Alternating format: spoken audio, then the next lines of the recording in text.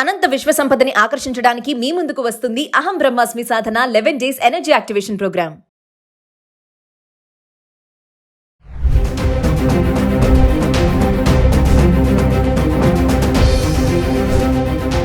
నమస్తే, welcome back to Suman TV. ప్రస్తుతం మనతో పాటు ఉన్నారు అనలిస్ట్ మందర కృష్ణారెడ్డి గారు. నమస్తే సార్. నమస్తే అమ్మా. సార్, కర్ణాటక ధర్మస్థల మంజునాథ టెంపుల్ది మనం ఒక వీడియోలో మాట్లాడుకున్నాం ఆల్రెడీ. అమ్మాయిలు, మహిళలు, అస్థిపంజరాలు, అసలు అంటే పవిత్రమైన స్థలం అనుకుంటున్నటువంటి ఆ ప్లేస్లో, టూరిస్ట్ ప్లేస్లో ఇలాంటి జరగడం అనేది చాలా దారుణం. మరి ఇప్పుడు రంగంలోకి సిట్ అధికారులు కూడా రావడం జరిగింది అంటున్నారు. ఒక్కసారి దాని గురించి మాట్లాడుకుందాం. మనం ఈ మధ్యనే దీని గురించి చర్చించుకున్నాం. ధర్మస్థలం ఒక పుణ్యక్షేత్రం. రోజు కొన్ని వేలాది మంది భక్తులు అక్కడికి వస్తుంటారు. అక్కడ మంజునాథ స్వామిని దర్శించుకొని చాలా సంతోషపడతారు. ఈ మంజునాథ స్వామి పరమశివుడి భక్తుడు, కానీ గుడి నిర్మించింది వైష్ణవ భక్తులు. దీని గుడిని నిర్మించారు. అక్కడ ఉన్నది శివుడు. మంజునాథుడు అంటే శివుడే. శివుడు. కానీ దాన్ని ఇప్పుడు నిర్వహిస్తున్న వాళ్ళు ఎవరంటే జైన మతస్థులు. ఇది విచిత్రమైన కాంబినేషన్. సహజంగా వైష్ణవ భక్తులు ఎవరు కూడా శివుడి ఆలయం నిర్మించే ప్రయత్నం చేయరు. శివుడి ఆలయాన్ని జైన మతస్థులు ఎవరు కూడా నిర్వహించే ప్రయత్నం చేయరు. ఇది మన హిందూ దేశంలో ఒక విచిత్రమైన పరిస్థితిగానే చెప్పాలి. గతంలో ఎప్పుడు ఇట్లాంటి మనం ఎప్పుడు విని ఉండవు. ఇక్కడ జరుగుతున్న అకృత్యాలు 1983 నుంచి తీసుకుంటే 1983లో 4 మిస్సింగ్ కేసులు ఇక్కడ నమోదయ్యాయి. వయసులో ఉన్న అమ్మాయిలు, అప్పుడప్పుడే యవ్వనంలో అడుగు పెడుతున్న అమ్మాయిలు 4 మిస్ అయినట్టుగా 1983లో మొట్టమొదటిసారిగా పోలీస్ స్టేషన్లో కేసులు నమోదయ్యాయి. అక్కడ నుంచి ప్రతి సంవత్సరం ఆ సంఖ్య పెరుగుతూనే ఉంది. వందల సంఖ్యలో వచ్చేటువంటి పరిస్థితి ఏర్పడింది. మామూలు లెక్క తీసుకున్న 423 కేసులు ఇప్పటిదాకా మిస్సింగ్ కేసులు అక్కడ ఉన్నట్టు పోలీస్ స్టేషన్లో నమోదు చేయబడ్డాయి. ఇంకా మిస్సింగ్ కేసులు నమోదు చేయబడినవి ఎన్నో కూడా మనకు తెలియదు సంగతి. అంటే దీని వెనుక ఒక పెద్ద లాబీ జరిగిందని, ఒక విషయం వ్యక్తులు చాలామంది ప్లాన్డ్గా ప్రతిరోజు కొంతమంది అమ్మాయిల్ని, లేదా ప్రతి వారం కొంతమంది అమ్మాయిల్ని ధర్మస్థలాన్ని చూడడానికి వచ్చిన వాళ్ళని ఎత్తుకెళ్ళి రేప్ చేసి ఆ అమ్మాయిని తిరిగి భూమిలో పాతి పెట్టడం కానీ, కాల్చేయడం కానీ, కొన్ని పెట్రోల్ పోసి కాల్చేసిన కేసులు ఉన్నాయి, కొన్ని పూర్తి చేసిన కేసులు ఉన్నాయి. మరి అవకాశం దొరక్క కాల్చేయడానికి అవకాశం లేకపోవడం వల్ల పూర్తి చేశారా? జనరల్గా మరి కాల్చేయడం వల్ల అయితే ఇంకా అసలు ఆనవాళ్ళు కూడా దొరికే పరిస్థితి ఏర్పడుతుంది. పూర్తి చేయడం వల్ల ఆనవాళ్ళు దొరికే పరిస్థితులు ఉన్నాయనేది ఆలోచన లేకుండా చేశారా? అది కాలానికి తెలియాలి, మనకు పూర్తిగా తెలియదు. దీని గురించి ఎవరు బయట ఎందుకు పెట్టలేదంటే అందరూ భయపడ్డారు. దీని గురించి ఎవరికి తెలియదని చెప్పడానికి వీల్లేదు. ఎందుకంటే ఆ శవాన్ని పూర్తి చేయటువంటి కార్యక్రమం తను చేయలేరు కాబట్టి, ఎట్లయినా వాడు చేయరు కాబట్టి ఎవరో పని వాళ్ళకి అప్పచెప్పి ఉంటారు. ఆ పని వాళ్ళు ఏమిటంటే వాళ్ళు అడుగులకు మడుగులు వచ్చేవాళ్ళు, వాళ్ళంటే భయపడేవాళ్ళు. ఆ విషయం ఎక్కడ బయట పెట్టలేదు. ఇందులో ఒక పారిశుద్ధ కార్మికుడు ఆ పని చేశాడు. తన చేతుల మీదుగానే 100 శవాన్ని అతను పూర్తి చేసినట్టుగా, కాల్ చేసినట్టుగా చెప్పాడు. అతనికి ఎందుకో పాలకవర్గానికి మధ్యలో విభేదాలు వచ్చాయి. తను ఈ విషయాలు ఎక్కడైనా బయట పెడతారని అనుమానం వచ్చి వాళ్ళ అమ్మాయిలను కూడా వేధించడం ప్రారంభించారని తర్వాత అతను ఇచ్చిన స్టేట్మెంట్లో ఉంది. దానికి భయపడి అతని కుటుంబాన్ని తీసుకుని అతను పారిపోయాడు. 10 ఏళ్ల పాటు ఊళ్ళో లేకుండా వెళ్ళిన తర్వాత 10 ఏళ్ల తర్వాత అతను వాపసు వచ్చి, అంటే అక్కడ గవర్నమెంట్ మారింది. అంత ముందున్న గవర్నమెంట్ కాకుండా ఇప్పుడు గవర్నమెంట్ వచ్చింది, కొత్త గవర్నమెంట్, కొత్త పార్టీ వచ్చింది కాబట్టి ధైర్యంగా వచ్చాడు.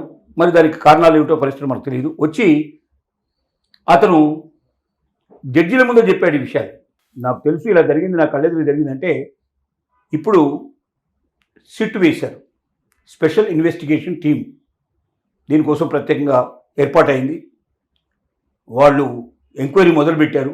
మరి వాళ్ళు కూడా పాలకవర్గానికి అనుకూలంగా మారిపోతారా? ఎందుకంటే 1983 నుంచి 2025 అంటే ఈ కాలంలో 25, 10, 35, 42 సంవత్సరాల సుదీర్ఘమైన టైం. స్వాతంత్రం వచ్చిన తర్వాత ప్రభుత్వాలు ప్రజాస్వామ్యంలో మనం బతుకుతున్నప్పుడు ఎన్నో గవర్నమెంట్ వచ్చిపోయినవి. అయినప్పటికీ 42 సంవత్సరాల నుంచి నిరాఘాటంగా ఆడపిల్లలు మిస్ అవుతున్నారు. వాళ్ళని అనుభవించి వాళ్ళని భూమిలో పాతేయడం లేకపోతే కాల్చేయడం చేస్తున్నటువంటి అకృత్యం జరుగుతుందంటే 42 సంవత్సరాల పాటు ఎవరికి తెలియకుండా, ఎవరికి కేసు రాకుండా, ఎక్కడ అనుమానం రాకుండా ముందుకు తీసుకెళ్లాలంటే మామూలు విషయం కాదు. అంటే ఎంత సమర్థత ఉన్నవాడు అవతల వాళ్ళు, ఈ పని చేసేవాళ్ళు, ఈ అకృత్యానికి పాల్పడేటువంటి వాళ్ళు ప్రభుత్వాన్ని కూడా శాసించగలిగేటువంటి శక్తి సామర్థ్యాలు ఉన్నవాళ్ళైతేనే ఇది సాధ్యమవుతుంది. మరొక విషయం సార్, ఇక్కడ మహిళలు ఎక్కువ మంది అని అంటున్నారు కదా డెడ్ బాడీస్లో. అంటే అది టూరిస్ట్ ప్లేస్ కదా, అక్కడికి వచ్చే టూరిస్టులు కూడా అనుకోవచ్చా మనము? టూరిస్టుల్లోనే ఎక్కువ మంది ఉన్నారు. లోకల్ వాళ్ళకన్నా టూరిస్టులు ఎక్కువ మంది దాంట్లో ఉన్నారు. ఇప్పుడు లోకల్గా వాళ్ళైతే లోకల్ వాళ్ళ సంఖ్య చాలా తక్కువ లెక్కేస్తే. టూరిస్టుల్లోనే 423 మంది మేము టూరిస్టులుగా వచ్చాము, మిస్సింగ్ కేసులు మా వాళ్ళు కనబట్టలేదని చెప్పి ఇచ్చిన కేసులు ఇవి.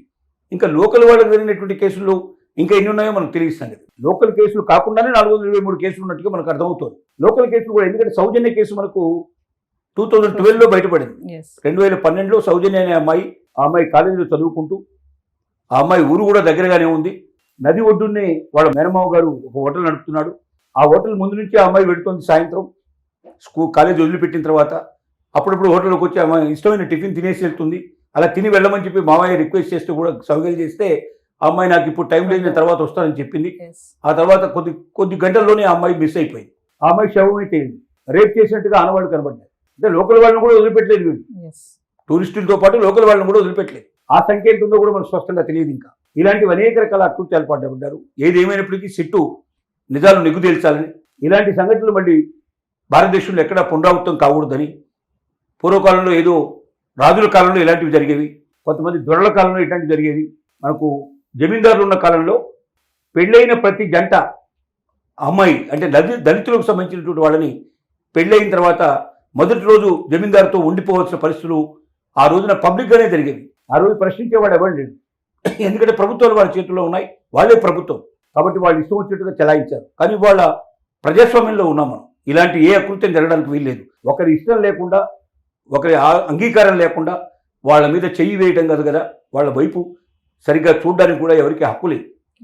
ఇలాంటి పరిస్థితుల్లో కూడా ఇంత అకృత్యాలు, కొన్ని వందల మంది జీవితాలు నాశనం అయిపోయినాయి, శవాలుగా తేలారి పరిస్థితి ఏర్పడిందంటే ఇంతకన్నా ఘోరమైన సంఘటన స్వాతంత్రం వచ్చిన తర్వాత జరిగి ఉండదు బహుశా. కాబట్టి ఈ సంఘటనకు మునింపు జరగాలి.